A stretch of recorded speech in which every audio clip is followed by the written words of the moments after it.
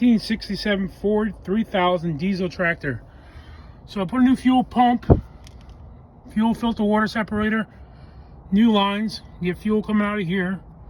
I crack this, I get fuel out of this one, some fuel out of this, nothing out of this. I open this cover, I can see the mechanism moving back and forth when I move this lever right here for the choke. I'm not sure which direction it needs to be with the starting. I spray WD-40 all on the inside, take off these lines, put WD-40 in here, still won't crank. Kind of out of ideas, not sure what to do next.